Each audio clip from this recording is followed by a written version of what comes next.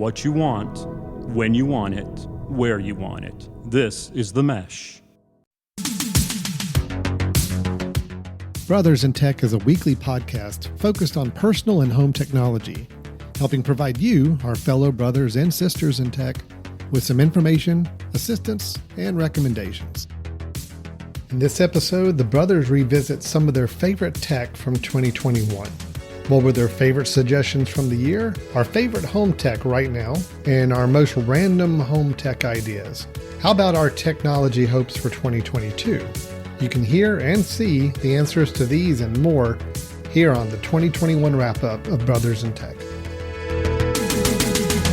Hi, everyone, and welcome to Brothers in Tech here on the Mesh.tv podcast network.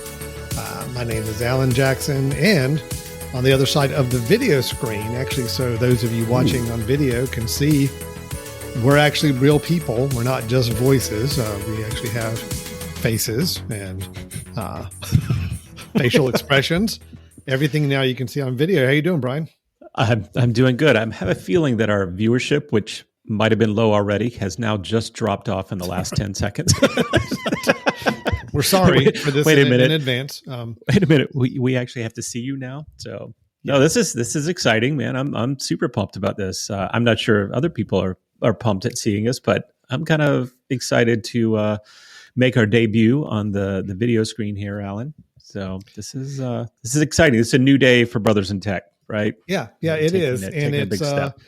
Well, and the main reason is I think as we talk about a lot of tech, sometimes it's just really nice to be able to show what we're talking about. I think it's sometimes a little hard to visualize it over audio. So those of you listening on audio, we'll do our best as always to kind of talk you through what we're talking about tech-wise. But I do encourage you, we have this up on a YouTube channel and on Facebook. I believe we're pushing it out as well. So it's going to be, those different places. So you can go and actually find us if you want to see the video version, see some of the tech that we're talking about as we put it up on the screen, and see us do our normal ribbing of each other as we do on every episode as well. So no, I think it's good. I mean, there's been a number of times we've been talking about tech, and it would have been nice to have actually shown the device that we were talking about, whether it's on a web page or in hand here. So this is going to be great. Yep. Yeah. I'm and starting off 2022 as well. So starting off kind of a brand new year for us. Happy New Year. Happy New Year. Yeah. Happy New Year. Happy New Year to you too, man.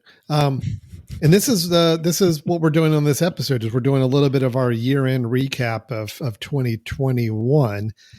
We did this time last year where we did a recap of 2020. And we thought, we got so much accolades and feedback on that. It was overwhelming. It was overwhelming. Well, we have to do it again for 2021, right? Yeah, I think it's a requirement, right? Right. I mean, the people would be upset if we didn't.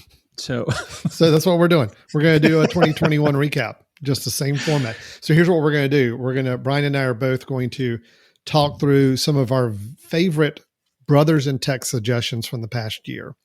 Both ones that we've brought up, like of the 12 or so that we did throughout the year. I think it was 11 or 12 episodes we did with suggestions that we gave. So out of those 11 or 12 episodes, we're going to kind of choose our favorite and maybe something that we're still using, something we still want to recommend, or just as our favorite of the ones we've recommended.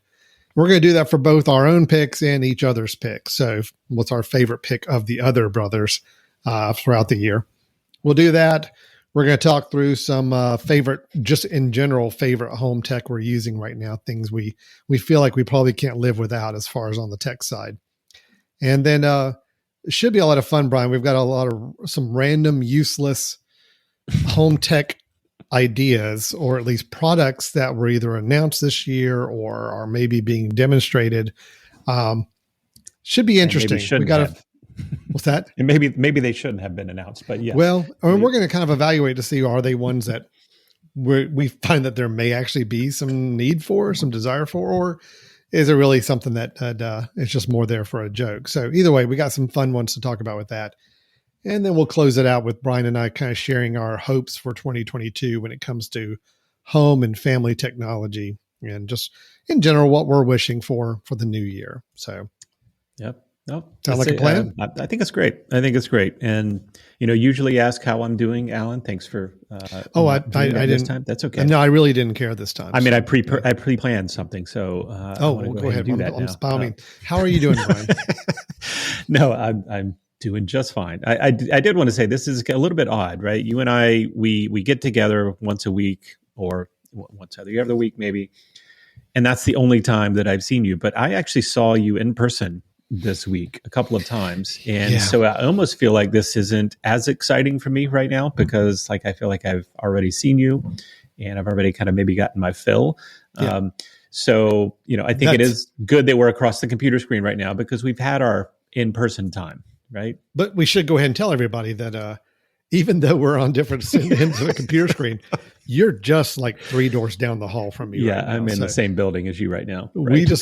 We seem to do better when we're not in the same room, I think is what I'm learning. And we just decide we're going to be on different screens. Yeah. No, it's just, there's too much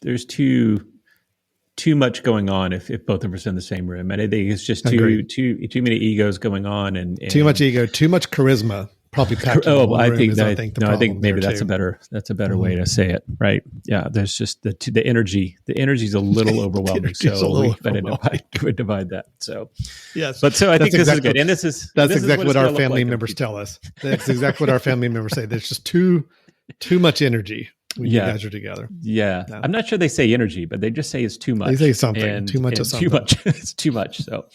Well, let's go ahead, Alan. I think let's get started. This is good. I mean, this is the way it's going to look in the future, even when I'm back on the West Coast. So let's use it and see how this works out. So cool. So should we start out with our favorite bits from the year? Let's do that. And keep in mind, for those of you who are maybe brand new, they're just watching this on video, they don't know what we've been doing before. Every month we got together for one of our episodes and we had a Brothers in Tech suggestions. And that is an acronym that if you boil that down, it does say BITS.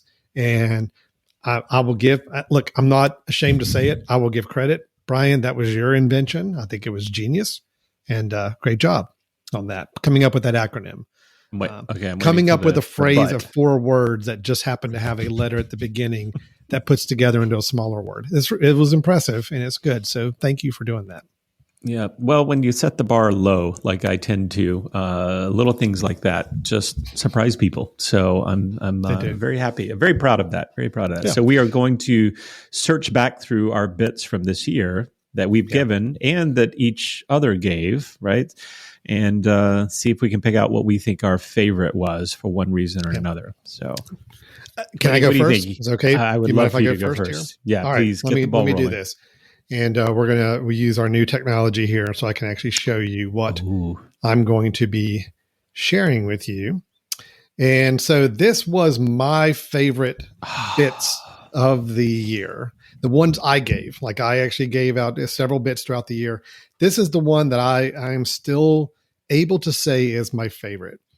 It is the Level Smart Lock. Now, as a reminder, if anybody didn't see the previous episode where I talked about this, in our efforts to make our homes as automated as possible and to have control over different parts of our house, even when we're not at the house, the deadbolt lock was always something of a need. We moved into a new house last December.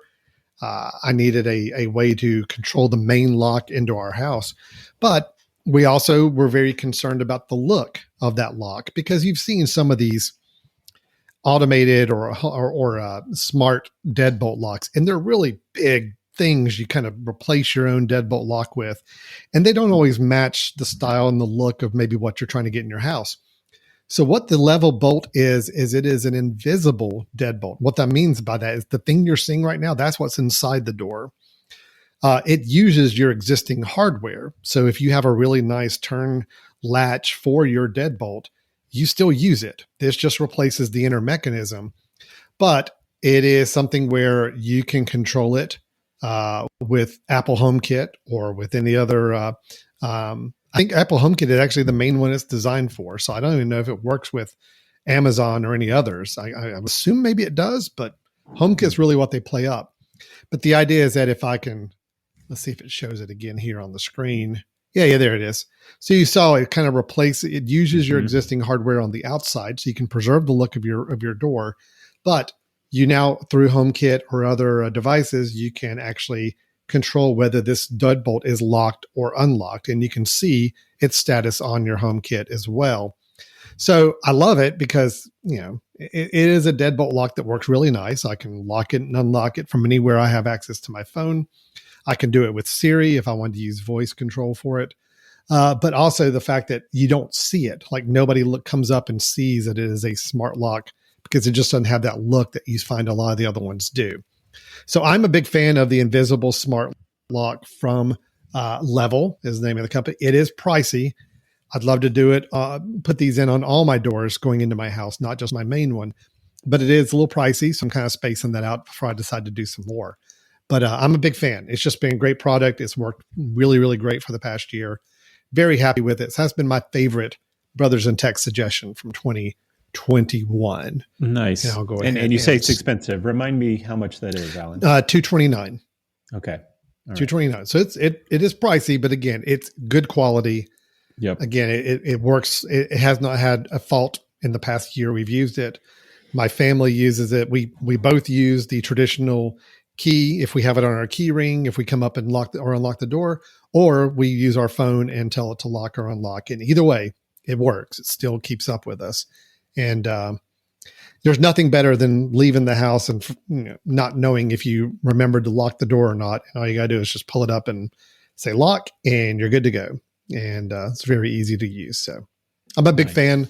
The level, what they call it the bolt is because it's the actual bolt on the inside, but it is their smart lock technology they use. I'm a fan of it. So, and Alan, the power, where does it get its power from? It has a battery on the inside. Okay. The battery on the inside of the bolt, it will notify you if battery is running low. I have not had a notification in the past year. So far, so good. I know the battery life is at least a year on it before I've gotten any notification. And it's an easy thing. If you imagine to replace the battery, you open your door and you have a couple of screws that will hold in the plate.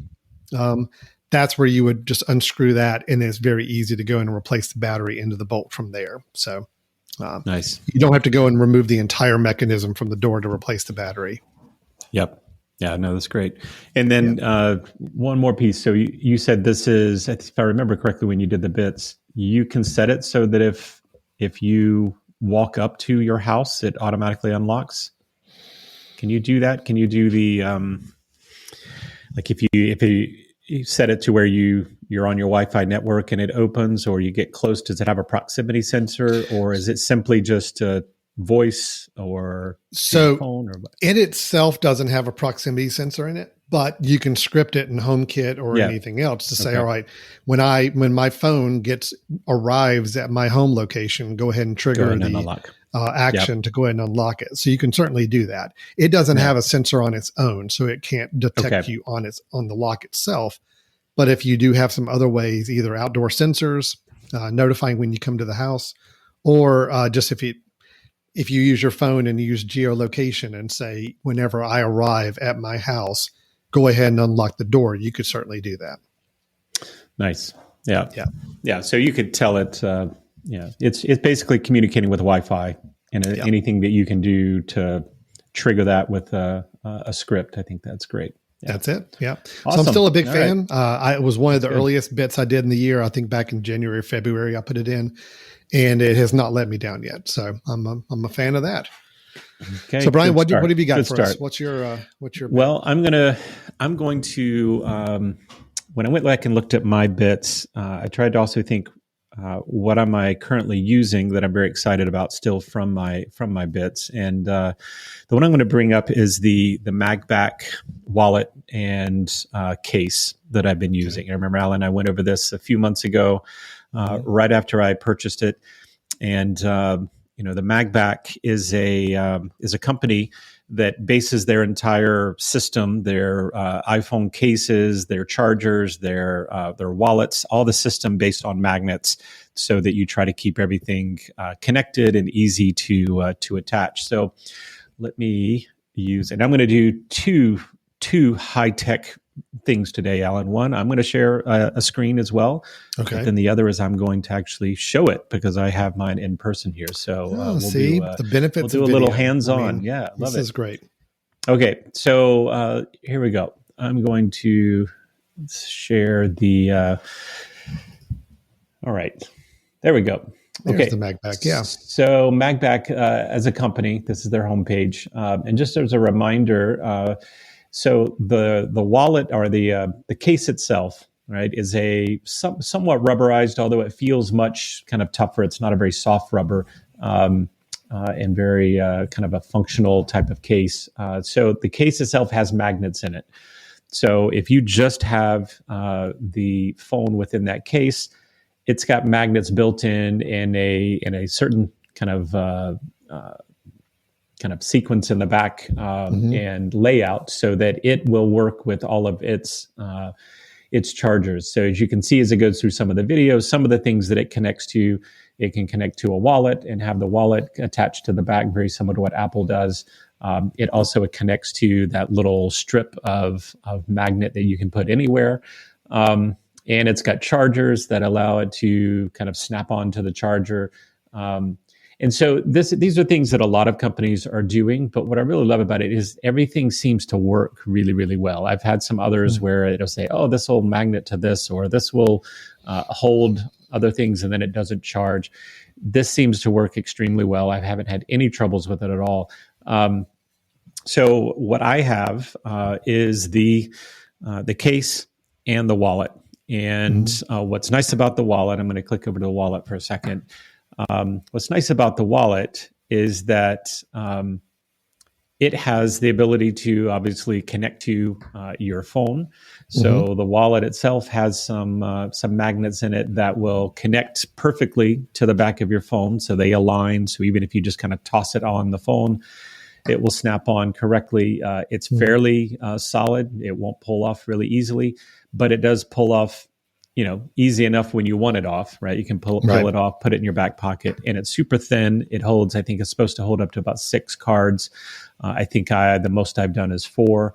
Right now I have my ID, I have 1 credit card, I have a vaccine card, and I have, what do I have?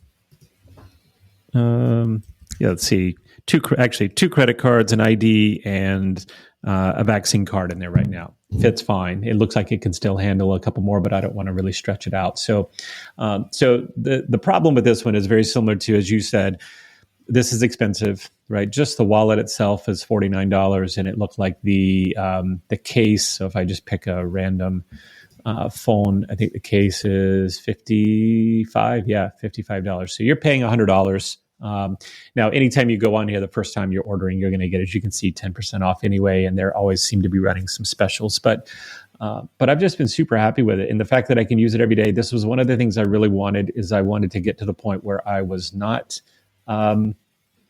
carrying around a wallet every day. Sure. And also that I could separate the two of them, and they weren't all together one. So, all right. So now I'm going to stop the screen share, and I will do a little show and tell. So here's my MagBack, right? Yep. So you can see that I've got the 2 pieces.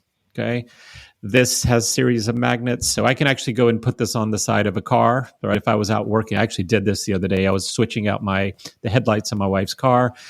I open up the hood, I snap this up top, and had it up there as it was playing. So it's just a general magnet. It's got stick to anything magnet. Yeah. Now it does have to be to. I have found some types of metal it won't attach to, but sure, good solid metal it will. This also has some magnets lined up. So as I put them together, they snap perfectly. Right. Yep. You can see that it's got a little spot for me to push my cards up from the back so that I can get access to what's there.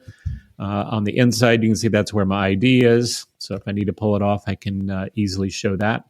Okay. The case itself is actually built really well. It's got a little lip on it, super solid. It's not rubbery. I mean, it's got the texture of the rubber, but it's not one of the rubbery ones that you feel like is going to wear out over time and loosen up. And then Brian, do you get the actual plates then that you can put in other places, like in your car? Yeah. So when you order this, it comes with 2. two tiny little strips, and I don't have them with me, obviously, but they're, maybe an inch and a half long and really, really thin. And this is what I've been so excited about is those, if I just had the case, I can go in my car and those will line up perfectly with a line of magnets here or here. So if I want to go and snap this in my car, I just go and hold it up and it's going to stay vertical, and it's really, really solid. It has never fallen off when I've been driving. Even if you go over heavy bumps, it's not going to fall. I can also put it sideways and snap it there. The other nice part about it though, Alan, is, and this is something I really wasn't sure about, is how it was going to work. But when you snap it on, this is where the magnets are on the outside of the wallet as well. So I go into my car and this snaps on as well. So I don't actually have to take my wallet off to put my phone up on the dash. And again, I've had car mounts before, and they're fairly bulky. They've been great, right? I set them up there, clamp it in, something like that, but they don't look very good, right? I mean, the clamps that are in there, they're plastic. They're going to be there all the time, even if your phone isn't there. This is something that is so incredibly thin. I have it placed in between on a strip of the dash, in between the CD slot and buttons above that. So it just goes and snaps in, and when it's not there, you don't even know it's there. I'm super impressed with it. I will say that they've come out recently with a phone charger, kind of a multi-stand charger, phone, AirPods, and watch charger, and it looks incredibly slick. The bad part is it's expensive. It's like $120. I keep waiting for them to bring it down again. But I think they're making really, really good quality stuff. It's expensive, but I think it's, it's going to work. So if that's something that appeals to you. Oh, and I guess last thing I will mention, the one downside is that if you have the wallet on the case, this will not charge wirelessly. I can't set this down and get it to charge because that's way too much for it to pass through.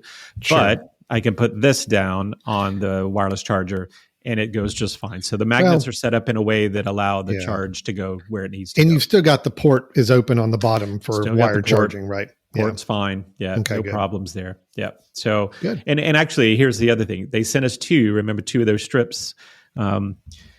So what I did is I have, right as you go in my front door, we have a mirror where we hang our keys. It's got little hooks at the bottom of the mirror. I took one of those strips, put it right there in between the hooks. And so I just take my wallet off and I snap my wallet up there. So that's where my wallet stays. When I'm leaving, grab my wallet, snap it on, because I don't need my wallet in the house. And so when I'm going to charge at night anyway, I don't have to take it off. I don't have to put my wallet other places. So wow, that's slick. A good idea. Yep. That's a really good. So I've been the most tempted by this one of your bit. I have not gone through with it to get one, but this has been the one that's been the most tempting to me to look at that you've mentioned the past year as well. So yeah.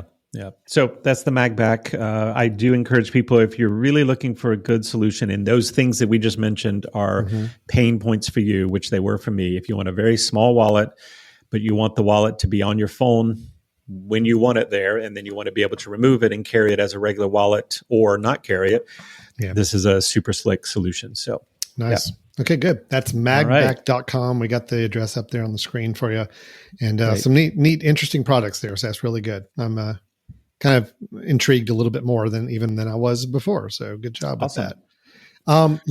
If I could share the bits of yours that I've actually purchased and used and want to give you kudos for recommending. Props for? Yeah.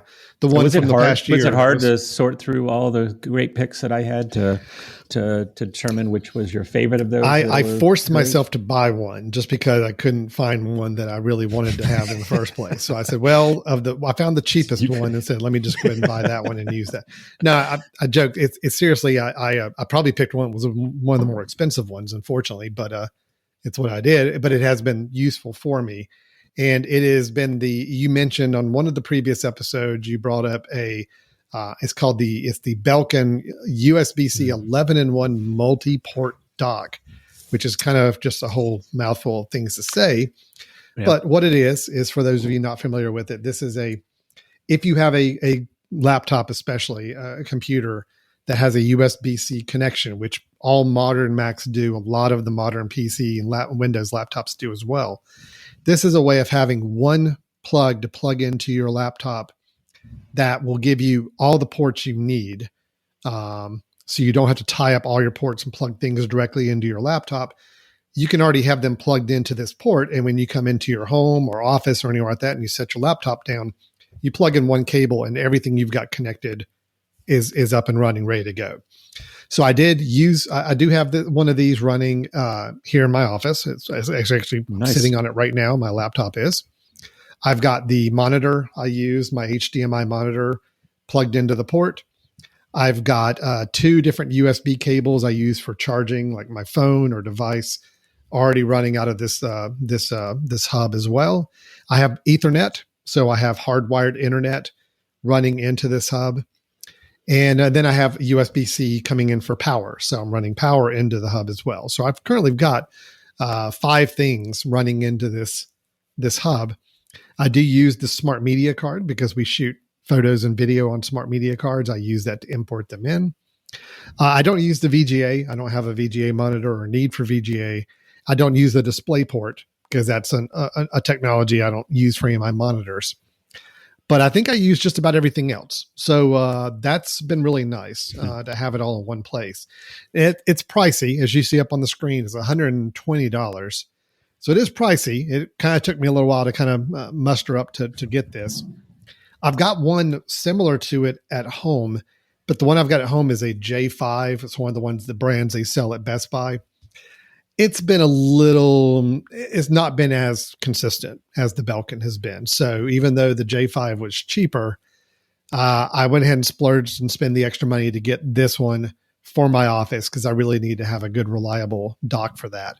And that is what we've got. So again, photos you see up there, your laptop actually sits on it. So it's kind of gives it a little bit of a raise up as well. And I'm a big fan. So I like the hubs. I like not having to plug and unplug things as much as possible. So I really take my laptop from the home, set it on the hub I've got there. Everything works and ready to go. I unplug it, come back to the office, and I try to keep it as simple as possible. So thank you for recommending that, Brian. That was a good one. I've been happy with the quality of it so far.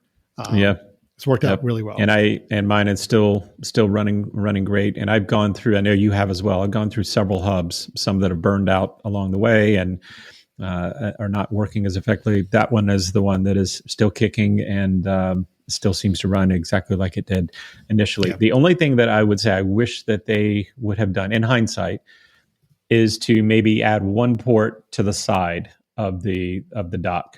So if I wanted to add a USB thumb drive that someone just comes up and says, hey, here you go, and I can't put it on my Mac, having to reach back behind there is a little tricky. But if they had a little, USB drive on the side or they had something on the side, I guess the other option is I could do like a little, dongle drive on the side as well that provides another hub for it. But beggars can't be choosers, right? The smart media card would be the one I would love for it to be on the side because you don't keep it in there, I'm assuming, right? You download from it and then go. Taking it from cameras and bringing it in to import some stuff in and just trying to have to kind of maneuver around the back and try to find the slot and make sure it's in there securely it's not the ideal situation. For every other cable, I leave them plugged in. So they're there. I don't need to get to them. I like them being back out of the way, but I would love if smart media cards could at least be on the side for my purposes to use a little bit more flexible there. So, yeah, all right. That's Belkin.com. So again, that was one of Brian's picks earlier in the year. So thanks for that, Brian. Yeah. All right. So I did struggle a little bit trying to find one of yours that I wanted to talk about, Alan, and not because they weren't good picks. They were good. You had some good picks. But a few of them that I've tried haven't ended up continuing to use, not because they weren't good ideas, but so Copilot, for example, you recommended recently. I'm still testing that, but I'm not exactly sure if I want to jump in and buy. Bartender, I remember, was one that you mentioned I used for a while, but I still need to tweak that a little bit more to know if I want to kind of stick with it. But I actually want to bring one up, and I'm hoping you'll help me out a little bit here, Alan, because this is one I went a little bit differently. This is not one that I purchased, But I would say, looking back at the picks that you've had, this is the one that just impressed me the most, and Okay. I would still love to know more about it. And I think it'd be great for you to bring that up again. And that's Descript, Mm-hmm. where you talked about the this is a product or a website that you go through on a service to be able to utilize for lots of different things. Such as podcasting, doing some video editing, taking transcription, and end up adding some additional kind of help with your transcription. So, Alan, I'm hoping you wouldn't mind just telling us a little bit more about maybe how you use it or how you plan to use it, because I know in your business this can be is going to be a lot more beneficial than for me. Yeah. To me, I just thought it was incredibly cool and scary at the same time. So it is cool and it is scary. You're right on all those.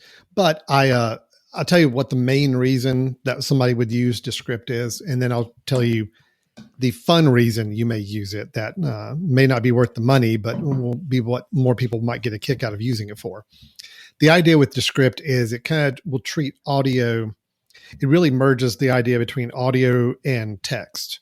So if you imagine that you're recording something, whether it's for a podcast, whether it's for an audio presentation or whatever it may be, you can record it, and because you're doing transcription on the fly as you're processing that audio, you're actually able to see your audio afterwards in text form. So you see the actual words lined up with the audio.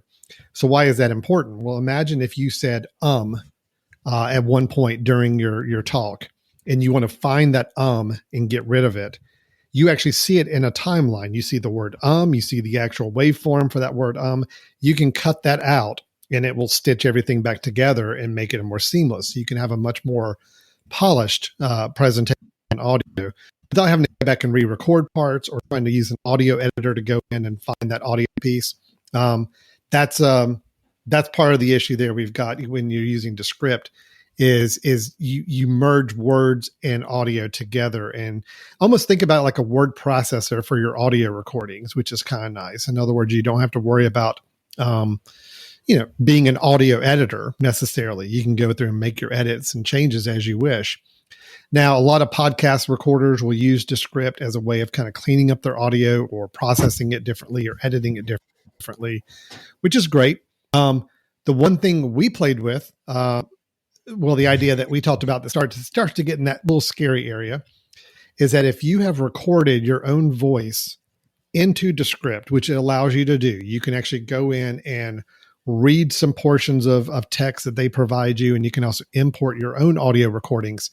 And basically it's going to create your own voice in Descript. So why would you need that? Well, let's say you did a recording, let's say you did a speech or a podcast episode and you messed up and you said one person's name incorrectly, or you said you meant to say left instead of right. You can actually go into Descript, take your audio transcription recording you did, find where you said left, highlight it, and say you want to replace it with the word right. And you can actually type in the word right. Because it's got a composite of your voice, it can actually replace the word left with the word right without you having to re-record anything. And it sounds really natural because it's your voice. It has synthesized your voice to say the word right. So it's created a dynamic AI voice of your voice, and it can use any words to swap out words or change phrases in your own audio recording. And it sounds really, really darn good. Now, it does. The cool thing is when people start playing with it and you start actually recording, having the AI in Descript read an entire passage of your audio from your voice without you having actually never recorded yourself saying that. If you put in the 7 years ago speech into Descript, because you've got your audio, your voice already saved in there, it can actually go in and give you a recording of you reading that entire speech without you actually having to record it. Now, will it sound 100% natural? Not 100%. There'll be some odd pauses on here, and it doesn't always get the inflection of your voice like you might have it when you're reading it. But I mean, I've recorded some stuff and it's been pretty close. I mean, pretty good. To the point where I've actually been able to play it back for some people and they were fooled thinking that it was something I recorded on my own. So Descript is a really cool service. Yeah. It is a subscription service. It is not one that I think everybody needs, but it is just a great technology. Especially if you're recording anything audio, you're having to record speeches or presentations or podcast episodes, and you find yourself having to go back and edit a lot of it because you messed up or need to take out certain words or whatever it may be. This is a great tool for fixing all of that for you. Yeah.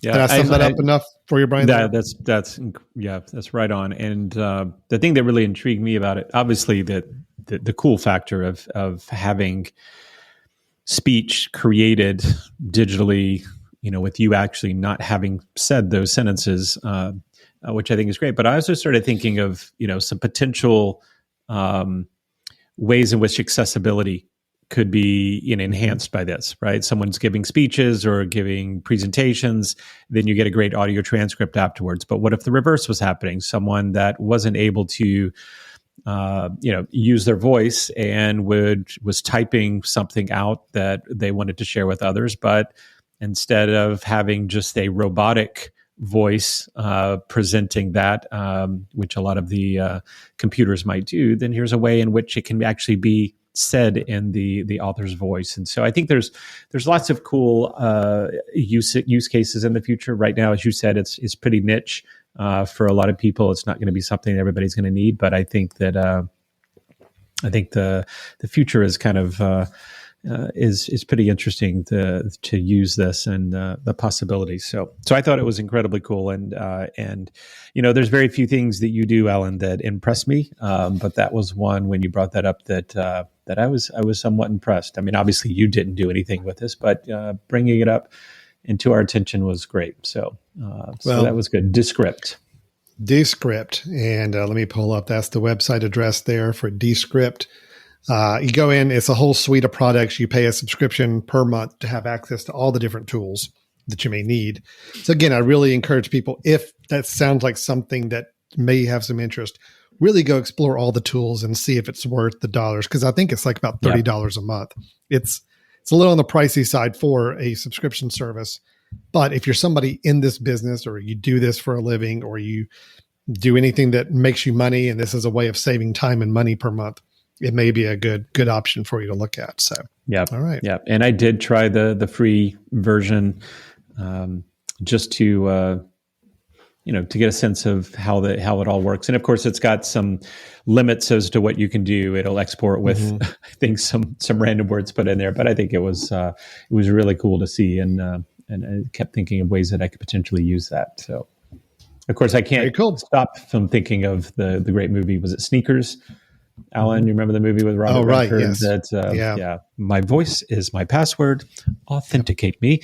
Yeah, I think that scared me just a little bit of all the voices that we could be using. But before anybody thinks that you can go out and just get anybody else's audio recording and submit it, create a digital voice of somebody else, they do require you, before you create any new voices, you have to have the person that you're getting the voice from has to actually read a very specific passage of text, several sentences. And if you don't get them reading that, they're not going to create the voice for you. So in other words, there is some protection in place to make sure that you can't just download a lot of audio files of somebody talking and upload it to Descript and let them create an AI voice for that person. There is some safeguards to keep in mind with that. So yeah. It's good. And here at Brothers in Tech, we're going to be video from here on. So it's going to be much harder for us to fool you by having, AI audio, right? So, yeah. Well, unless what you're watching right now is my AI head and video motion. I've been working on that for a while. So it might be. Yeah. All right. So Brian, that's been our Brothers in Tech suggestions that we both kind of saw from the past year that we wanted to kind of bring up again and highlight for us. But I think it's good to talk about too, just in general, outside of the Brothers in Tech suggestions, what is something from 2021 for the year? If we kind of had to look back at the past year, what is a technology or product or system that we have just really found ourselves still saying this is a tech product or service that we love and we really don't want to do without? I mean, it really is one is kind of a standout for the year, something that we still enjoy using or finding a lot of value in. And you went last, Brian, so It's okay. I'll go first on this Go one for it. here. Yep. So Sounds mine's good. going to be a very boring pick. And I really wrestled on what is that overall, that biggest key product or service that I just really find myself not being able to live without. And again, like I said, it's going to be boring. It's nothing really fancy, nothing really unique. It is the Apple TV 4K device. It is the Apple TV media player. When this first came out, first generation, it was limited. It just didn't match up with like what a lot of competitors were doing with the space of devices that you could hook up to your TV and get all your internet content streaming through. Every generation they've gotten, I feel, better, both not only in functionality, but also in pricing, trying to be a little more aggressive in the pricing side. Well, these past couple of years, they released the 4K version of the Apple TV box. It's not one that came out last year, but it's one that I feel like I probably got the most use out of this past year.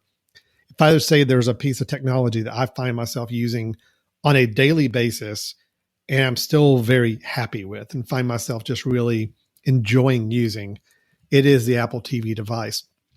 I think the main reason that makes this device so helpful in this past year is the latest versions of these boxes have the ability to have apps. This is something they've had for a few years now, but to be able to install apps into the Apple TV box, just like you can a Roku or Amazon Fire Stick, really means it's opened up to a lot of developers to do some really great apps. And there are some really great apps on the Apple TV 4K device. Beautiful apps, things that just look great on a big screen TV, some great games that have actually been really fun to play on the Apple TV as well. And I've been really happy with the overall quality of video I get from this as well. So again, I'm going to say it's, not the most exciting choice, but it is the one that I find myself on a daily basis liking, enjoying, and using. It is the only device I turn on my TV. Everything I do is through the Apple TV right now. And so it is still kind of my number one tech of the year that I find myself using. The other one I'll mention is, let's see if I can switch to another one here. And the other device I'm going to say also one that's not the most exciting and not the most unique, but I have recently gotten into some of the newer HomePods that Apple puts out as well. I still do have one of the large HomePods, the original ones in my house. But since they discontinued those, I said, well, let me go ahead and kind of dip into the HomePod Mini. So I got one of the newer ones that just came out. And maybe it's just because I don't have the greatest ear for audio, but these things sound every bit as good as the HomePod, the large one, and they come at a much cheaper price.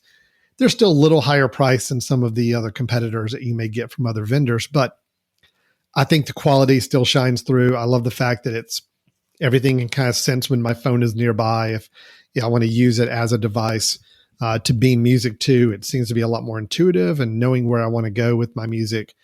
And the fact that it can also act as a HomeKit hub for your home and device situation as well. Just to me, it's a good buy.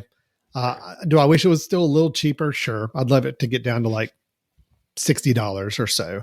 Yeah. But it does a lot of things for the price that you pay, the $99. So I'm a fan of it. I love the HomePod, the form of it, the size of it right now is just great. So that's the two tech devices or two tech products that I still use every day.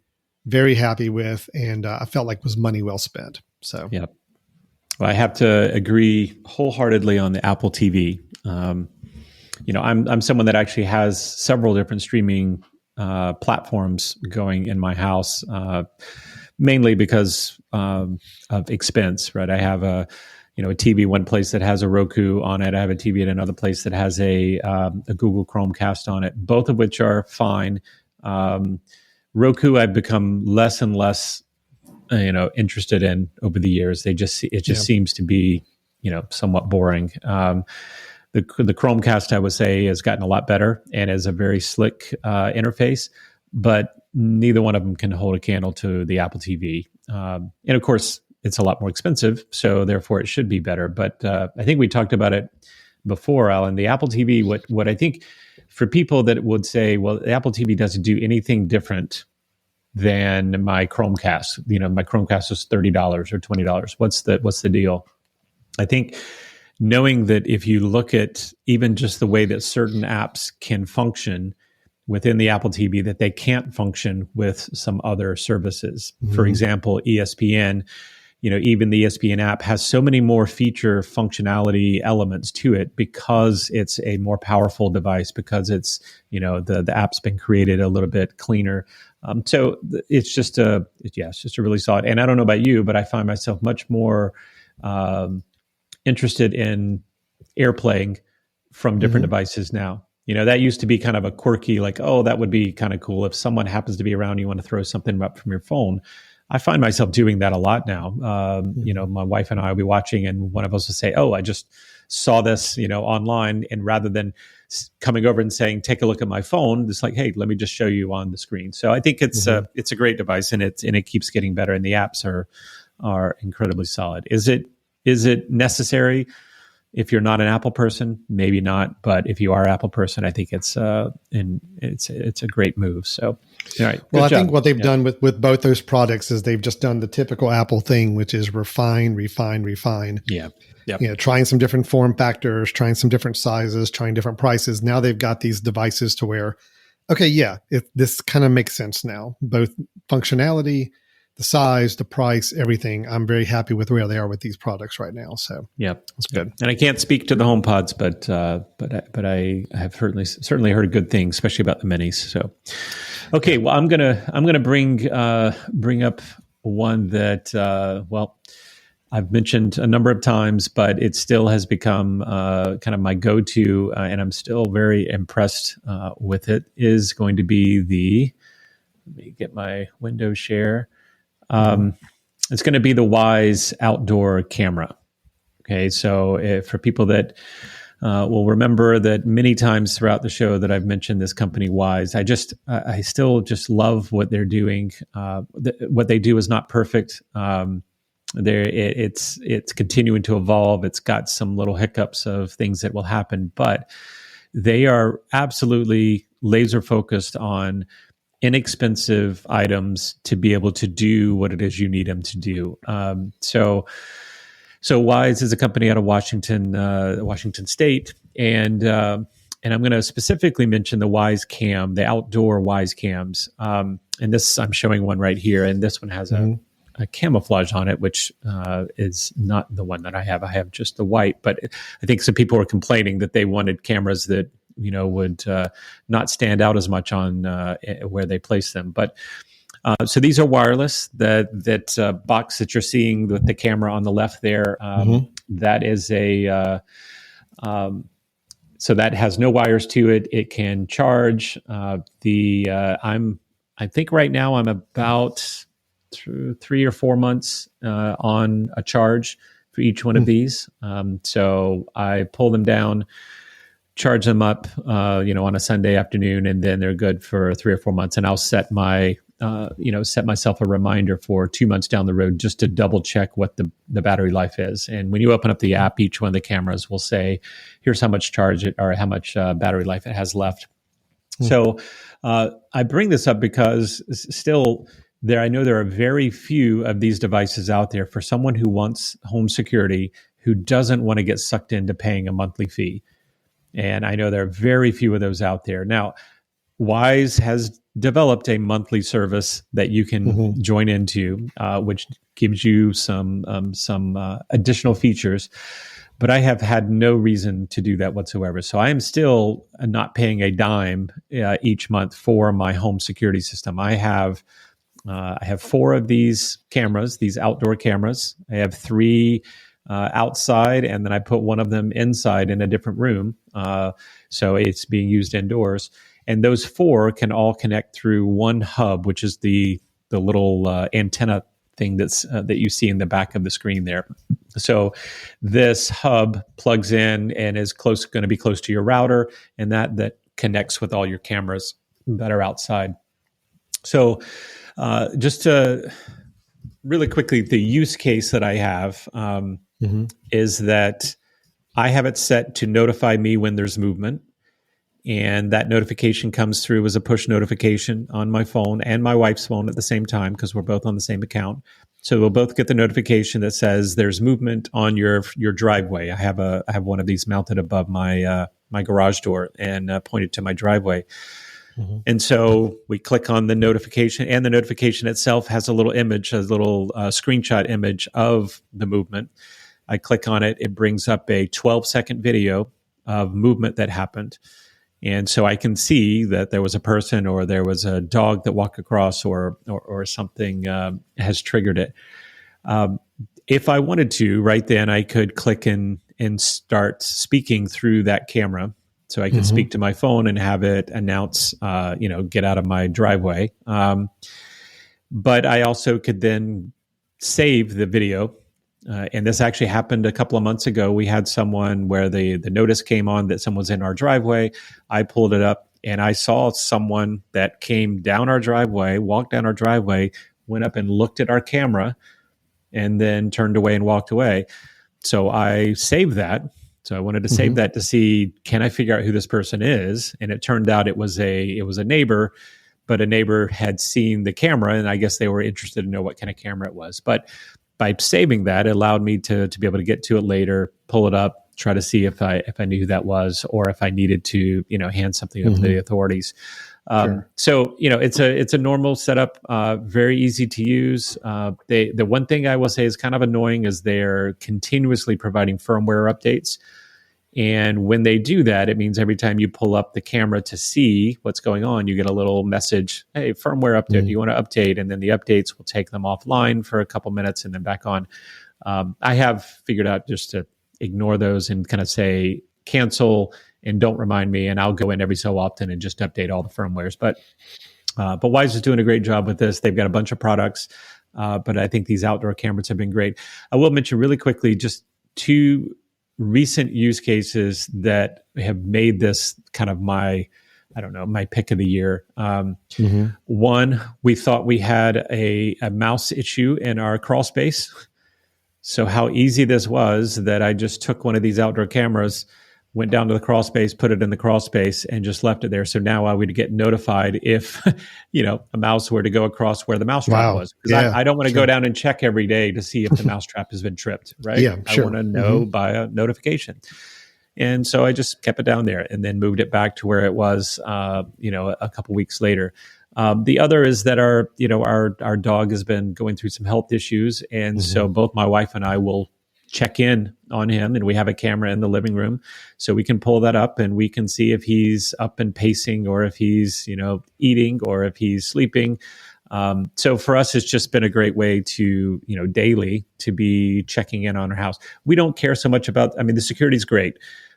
We don't panic so much about security where we live, but being able to have remote access to all these other things by video has been really, really helpful, and not to pay for a monthly service for us. So I'm going to recommend this for people that are looking for a low cost, easy way to see what's going on remotely at your house. So very cool. Wise Cam Outdoor. So, all right, the Wise Cam Outdoor, perfect. Yep. All right. Yep. We'll go ahead and. Well, I was gonna mention a second one, Alan, but I'm only gonna mention this just in casual, because this is not something that I have, but it is something I have access to right now, which is, and you've mentioned before, but Apple CarPlay. I have never had CarPlay on a car. I am currently traveling, and I have a rental car, which is, by the way, the worst rental car I've ever had in my entire life, except for the fact that it has CarPlay in it. I've never had CarPlay, and that has been incredibly slick. So I will say one of the things I'm super excited about is how the integration of some of our technology is taking steps forward, and CarPlay is a really good example of that. So hopefully a future car will have that in it. So it's pretty much a requirement for any new car I'm going to be looking at right away. So I can see why. Yeah, I'm very jealous. My wife has it in her car, and I intentionally don't want to ride in her car with her because I get jealous and mad about her having it and me not. So, yeah, because you have access to what the Ford system. Yeah, Ford uses the Flex. No, Flex. I'm sorry. The Sync Yep, Ford SYNC, Sync. There you go. Microsoft Yep. Sync system, Yep. which is fine. It does okay, but it's definitely not CarPlay. Yeah, Or what even CarPlay has done the is great. Android Auto is, I think, also a very similar platform for the Android side. Having that Yep. direct integration with your phone and with the apps you have there, you just is just amazing. You can't really beat that. So it's great. That's great. Okay, Brian. So that was our picks of the year for our own family favorite home tech. Let's turn it up a little bit. Let's talk about some really just random tech that were made aware of this past year, either products that were announced, products that are being released, or products that are just being demoed. And we really wanted to highlight those, kind of talking about the most random, possibly useless, although I'm going to guess, I think my two, there's actually some value to Might be them. some It's useful. Okay. All right. Maybe it's just not ones I would necessarily find myself going out to purchase anytime really soon, but I'd like to hear your thoughts on how useful you may feel some of this tech may be. Let me go ahead and go with my first one. I'm going to go ahead and get my most extreme one out the door right away first, if that's okay. Throw it out. Let's see. Let me bring up my article here. This was announced early in the year. And the Toto's Wellness Toilet. If we want to talk about true home automation, here we go. Here we're taking home automation all the way into the restroom. It is a toilet that will analyze your fecal matter, or as the headline so accurately puts it, your poop.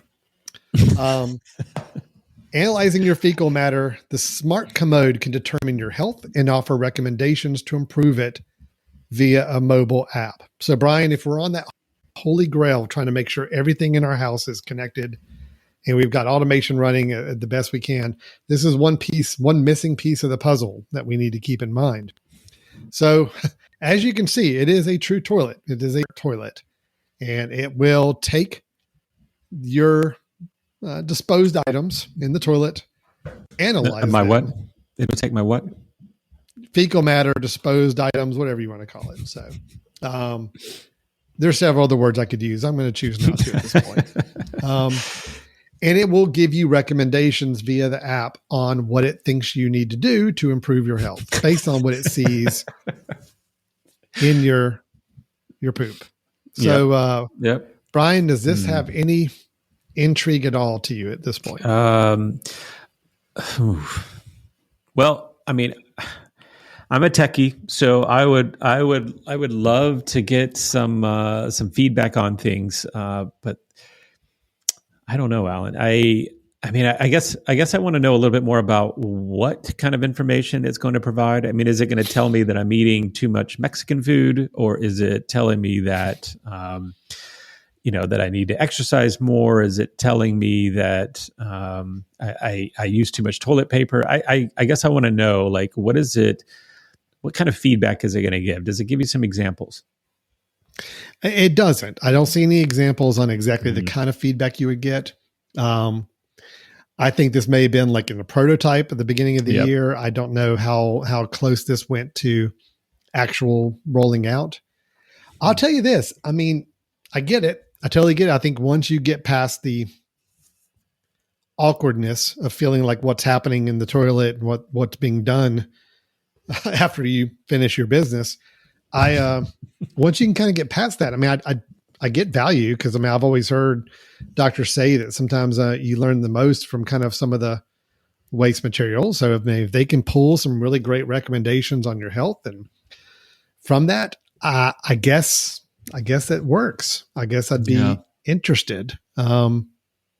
Just again, it's just more of the concept is something you kind of gotta be comfortable with and ready to get around.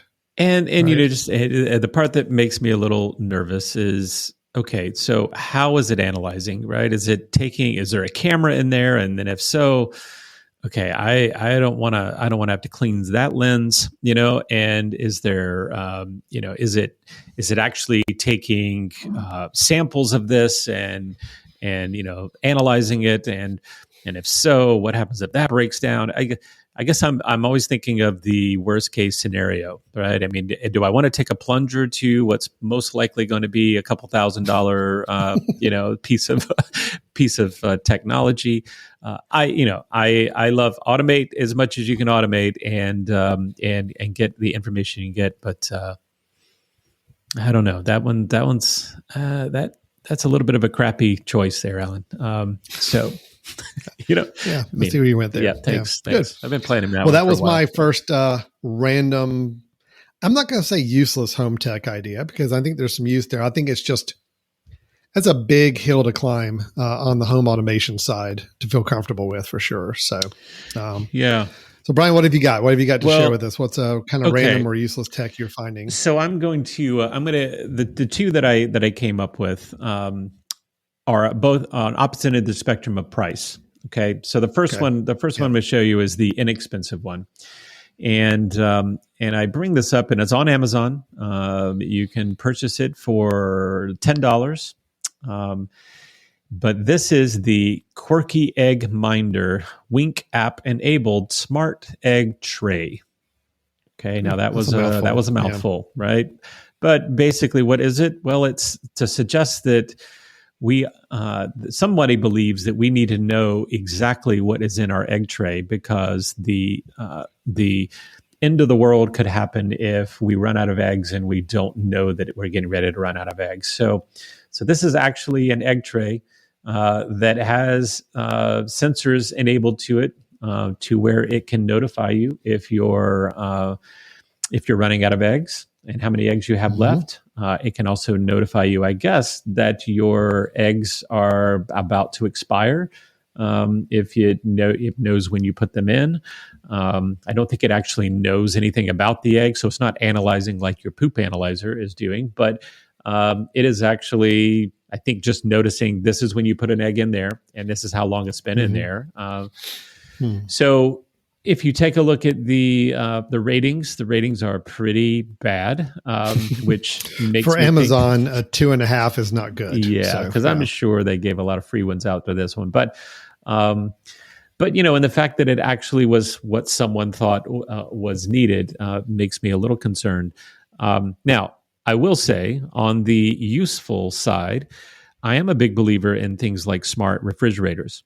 And if I can have a refrigerator that is a little bit more dialed in to be able to tell me when certain things were put in there, or if a door was left ajar, or if the temperature is getting too low, those things like that. I think, sometimes the refrigerator is a kind of a mysterious box to me, to where we don't want to open it up and dig through it. And we often miss the things that are in the back. But the egg tray itself, I have never found myself needing a egg tray smart reminder. So I'm going to put this one up as useless for me. Alan, useful? I think I'm just going to open the fridge and look at the eggs. Yeah. I mean, I think that's what I'm going to do. Now, granted, it's only $10, so it'd be different. I'd say absolutely no if it was like typical home automation devices and be like $40, $50 or more. At $10, I mean, maybe if this is a real issue for you, maybe it's worth the $10, but the ratings are concerning to me. Yep. And just the overall functionality. I mean, like you said, it's not analyzing the eggs. It's just putting a timer on them. Like, it doesn't know what the expiration date of the eggs were when you bought them.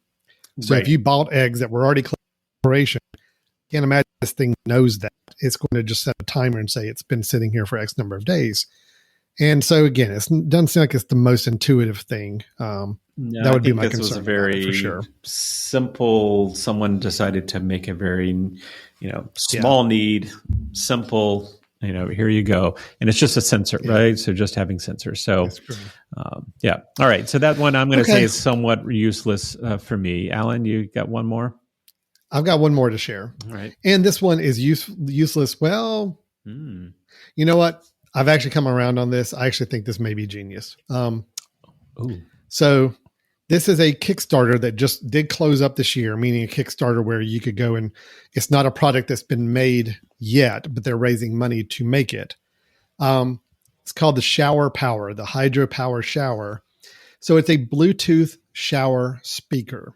And now they make some of these already, So there's nothing really new about a Bluetooth speaker in your shower, because that's how, if people like to listen to music or anything or news or anything in the shower, they can have a little Bluetooth speaker and beam from their phone to it. The difference with this particular device is that the actual device, it goes attached to your shower head and is powered by the water running through the shower. So in other words, you don't have to recharge it. You don't have to put in new batteries. You don't have to do anything like that. Supposedly the water pressure running through that will actually charge and power the actual Bluetooth speaker. So I'll say this. I think this is pretty cool. I personally don't need it. I don't listen to stuff in the shower. I'm generally,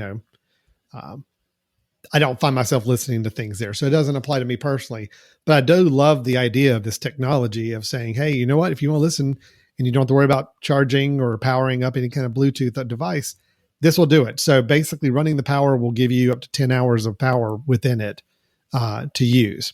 And it's made from recycled plastic. So, I think that's cool. Okay. I'm baffled. I'm wondering how you saw this and thought it wasn't genius to begin with. Well, because at first I just thought, hey, look, I actually thought it was more for people who just want to sing in the shower, and that's not what I do. But then I realized, no, there's a whole market. People like to listen to things in the shower. So I guess that's great. All the video clips you just saw, it looked like people were singing in the shower. I'm like, I don't do that. I got you. So I didn't see the need. But now I am starting to come around and be like, okay, maybe this actually is kind of cool. I think it's genius, and I'll tell you why it appeals to me. Well, one, I do have a shower speaker. It's rechargeable. We actually take it camping with us sometimes and we'll stick it out on kind of the window of our van because it has a suction cup on it. But there's nothing more annoying than having, let's say I listen, because it lasts for a long time. It'll last for several weeks. But to have it then when it does cut off, the fact that you now know that you've got to take it out and you can't continue to listen to what you were listening to, and plus you're stuck in the shower, you might have been listening to a podcast. If this actually works, and actually the water will in fact charge it, I think that's genius. I mean, of course, I will admit, like I said, I've come around on this. I've come around on it and saying it actually could be something really cool. Now, it is still a Kickstarter. It has closed. It was opened up earlier this year. It has closed up since then, but it looks like I don't know if they reached their goal or not. So hopefully they're going to be able to continue going forward with this. But the whole water-powered, hydro-powered device, I think, is pretty cool. So I'm all for it. And even if they don't finish up using this, I hope somebody else does something similar to it. Agreed. Yeah, that's great. Yeah. Okay. Cool. All right. So that's my two items there I wanted to bring up as far as my random ones. Did you have another one? I do. I have one more. And as I mentioned before, I'm going to go to the opposite end of the spectrum now in terms of price. And so, Alan, before I show you this, do you do the laundry in your house? Do you do your own laundry? I do some of the laundry. Some of the house, laundry. yes. Okay. Right. Mm-hmm. What would you say? I am not the go-to laundry person. Yeah. But I am capable of doing laundry and have done laundry on occasions. Okay. Yes. Right. What would you say is the most annoying part of the laundry process? Doing the laundry. Okay. The entire thing. Just the whole process. All right. No, your most individual single piece of it? Yeah. Folding afterwards. Look at that. See, you guessed it. Right. Mm-hmm. Well, what if I told you, Alan? What if I told you that there was a device that you could buy that would fold your laundry perfectly? That it folds the laundry for you. That's crazy talk. I'd say that's crazy. That is crazy talk. Well, let me introduce you. Let me introduce you, Alan, to the machine that will make your life a lot easier. It's the Foldymate, right? The Foldymate. Foldymate. Okay. Now, I know nothing about this. I ran across it. And the reason I thought initially was like, oh, interesting. So again, it's taking, like the egg is taking one small little need. Well, maybe it's not small. A lot of people do this, but it's then creating a machine for it. But then I started thinking, wait a minute, how big does this thing have to be in order to be folding for you? And sure enough, it's pretty large. So let me... Wow, okay.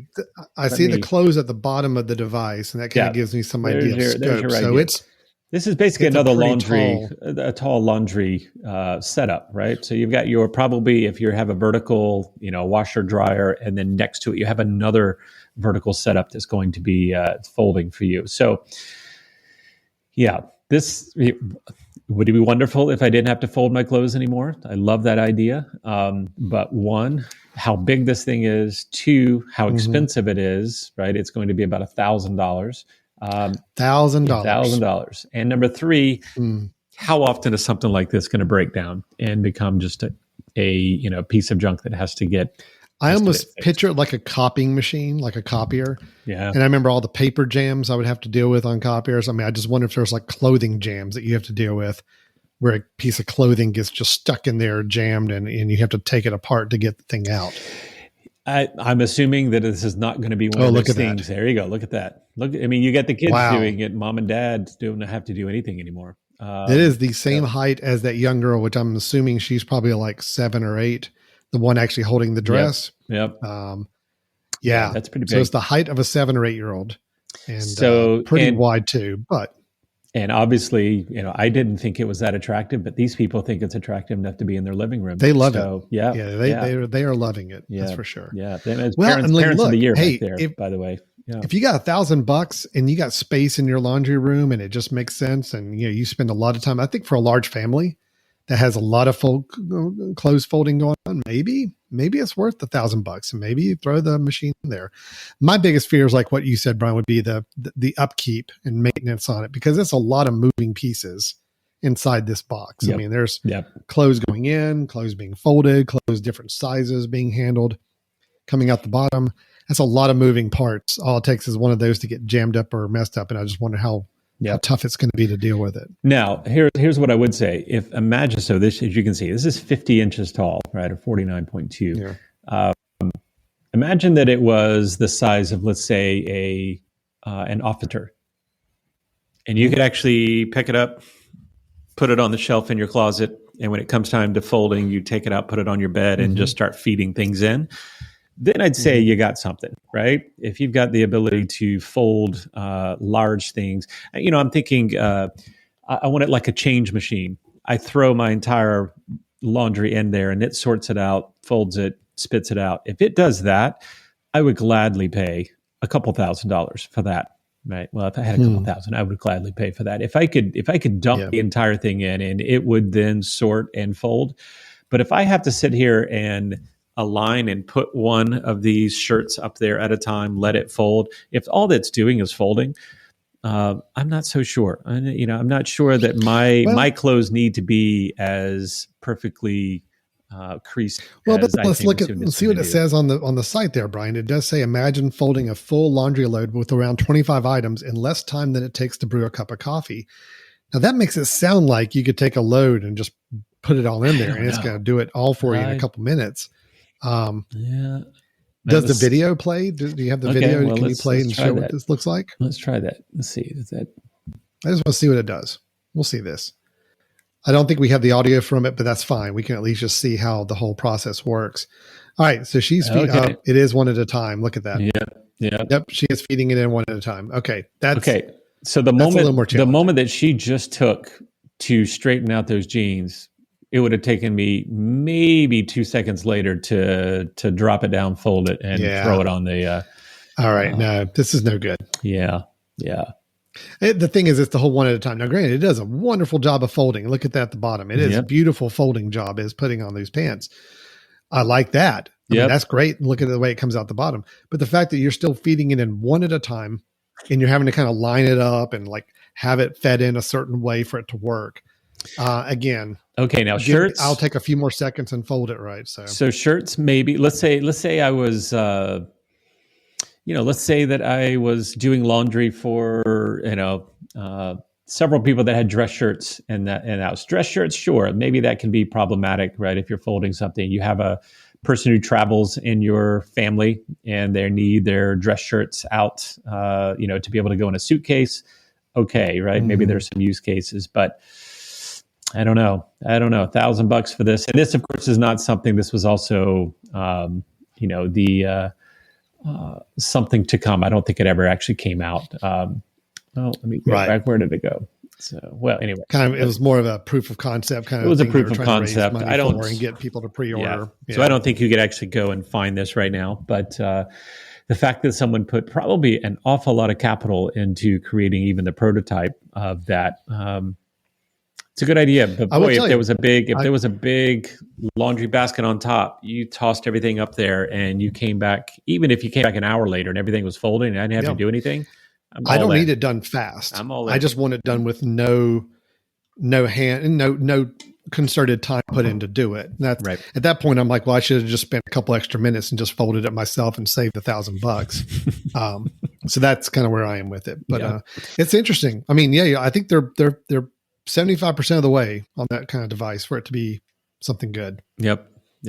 So anyway, that's I say I love it. I'd say it's useless right now because it is not there. But those are always fun things to see. So all right.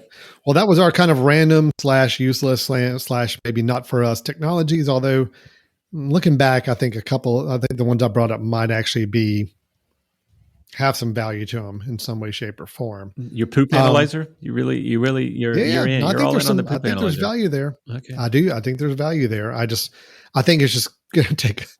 It's just going to take some time to get people comfortable with that concept. I think be included. Well, Brian, let's wrap up this episode. We're wrapping up 2021. Kind of just do a little bit of forward thinking. We kind of did this last year too. We said, all right, look, we talked about the products we love from this past year or things we're using this past year. We also talked about things that maybe aren't going to work out as well for this past year, products that were announced. But if we kind of have to give one hope for 2022 when it comes to home and family technology, something that we hope gets better, something we hope they do differently, something we hope they do new. And I know these are going to be kind of broad wishes. We're not asking for maybe a specific product or device to come out, but more of a, what do we want technology to be trying to move towards as we go forward? Brian, well, if it's okay, I'll go first again. I like going first on these things. Yeah. I mean, let you kind of key off that if that's okay. Sure. Yep. Here's my hope for 2022, my prediction, my wish, I guess. We just talked about this maybe 1 or 2 episodes ago where we revisited talking about streaming services. Okay. I think we've all come to the idea that, streaming services are here to stay. They are the way that people are going to be getting their entertainment. It's just, this is the way the world we're moving to. My biggest concern, and we kind of alluded to this in our previous episode, is that we are seeing more and more of that fragmentation, more and more different services promoting different type of content and different available. And I think it's getting us back to the old cable days of having to figure out where things are on different channels, where things are on different services. I'm afraid that every network is going to come out with their own app and their own service of their own content. And we're going to end ourselves up paying more money than we were with cable to get the same assortment of products we did. And that more and more of these services are going to start to cut ties with companies like YouTube TV or other groups, because they're going to start to find more money they can make on their own with their own service and subscription service. Ultimately, it's going to be bad for the consumer. And that's my biggest concern.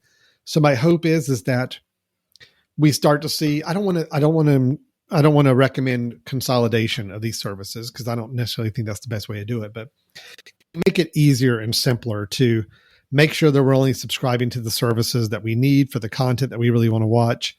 Can it all be centralized in one place? I know Apple TV's app is trying to do that to some degree to make it easy to go to one spot and get a lot of your content, but they're not all the way there. And there's other aggregation services that could come along too.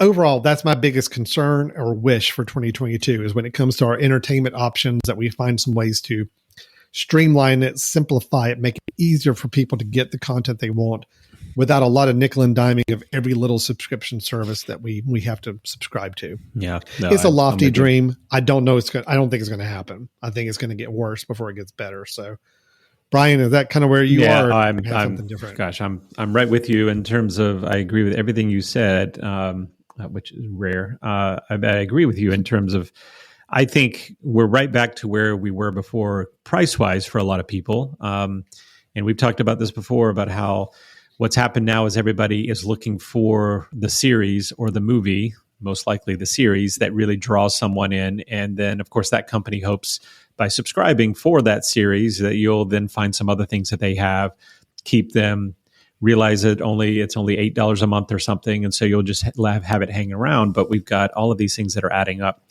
So, personally, I was really happy with the fact of picking and choosing a couple services, and then maybe having the opportunity to just buy a series and say, I just want to go watch that series. There's a season of it. I'll subscribe, or I'll rent it or something, watch it, be done with it. But now they've got your hooks in you, and and it's tough. And I would love to see that get a little bit more integration. I'd love for something like Apple TV's app to be smoother and cleaner, so that there is a one place I can go that's only going to show me the things I have access to and not tempt me with all these other things I don't want to pay for, which is very frustrating. So, that, and also as long as it worked with all the major services. Unfortunately, that's out of Apple's hands in some situations. But Netflix, I still don't think Netflix is on the Apple TV's their home app on the Apple TV.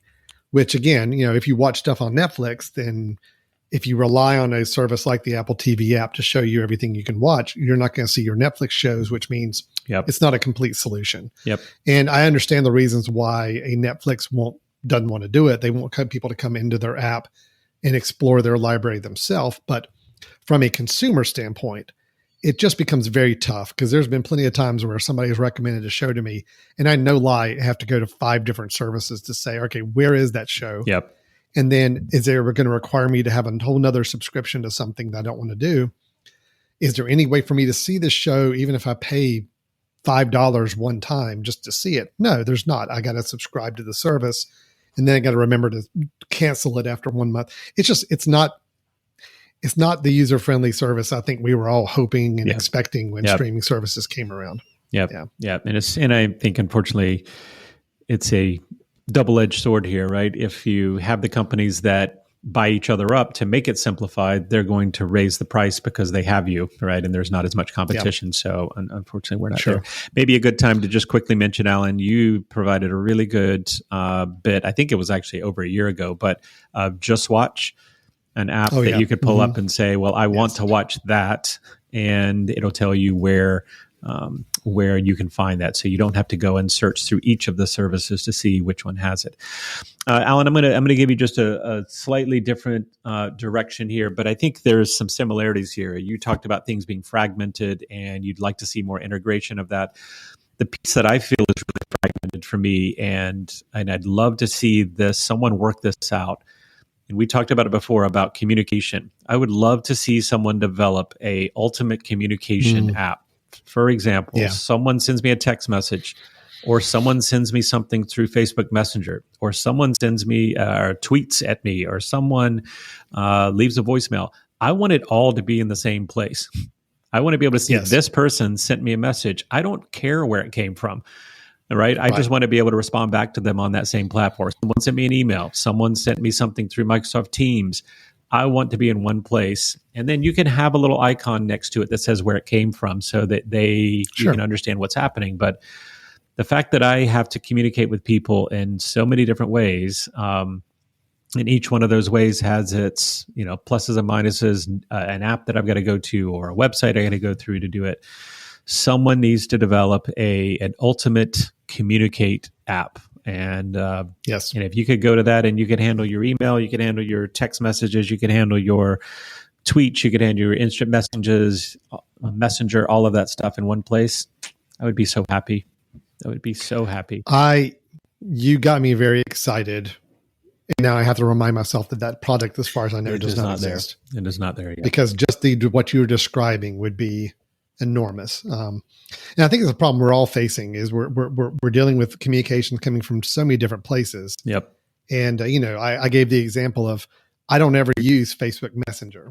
I don't. I mean, when I go onto Facebook, it's for very specific purposes, and I'm not there for very long.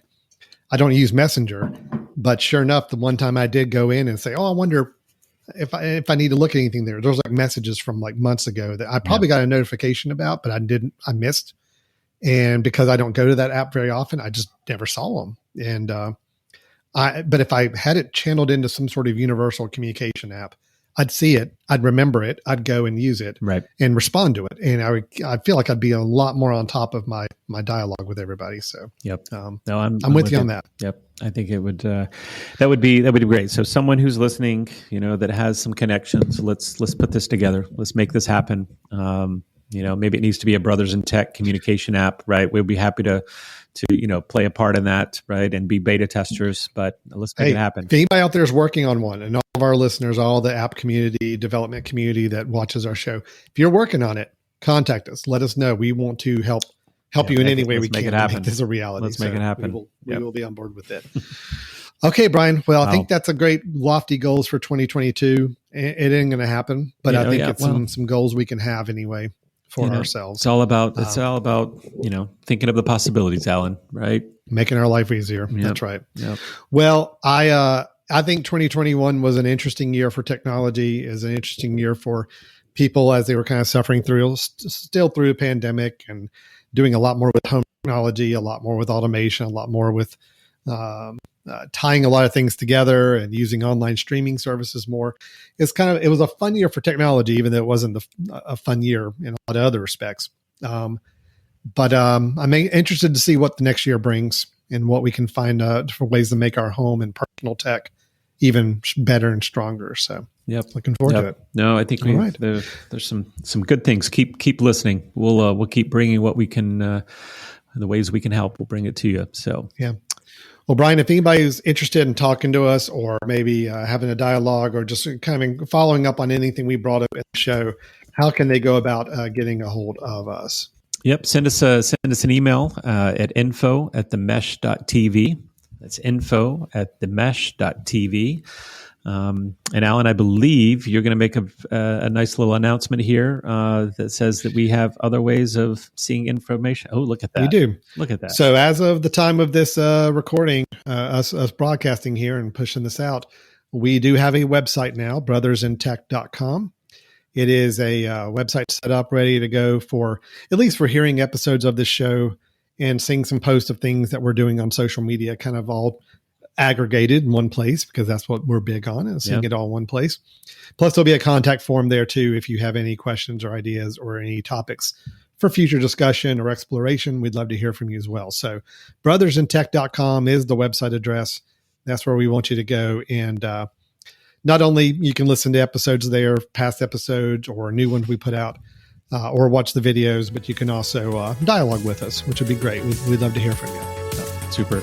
Yeah, right. It's exciting. Great. Well, we will be coming together with another episode next week as we talk about another topic of interest in the world of home, family, and personal technology. But until then, I'm Alan Jackson. We've got Brian Jackson over, actually, this way. I'm pointing this way. Nope, that way. Over here. No, here. that way. Yeah. Okay. It's mirrored camera. I'm so confused. This way. There's Brian. Yeah, okay, that's me. over there. Yep. Yep. And Alan Jackson, Brian Jackson, thanks a lot for listening, and we'll talk to you next time. All right. Bye-bye.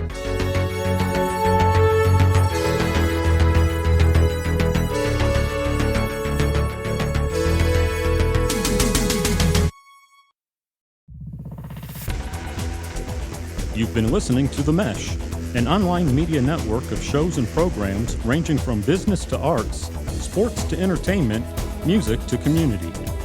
All programs are available on the website as well as through iTunes and YouTube. Check us out online at themesh.tv.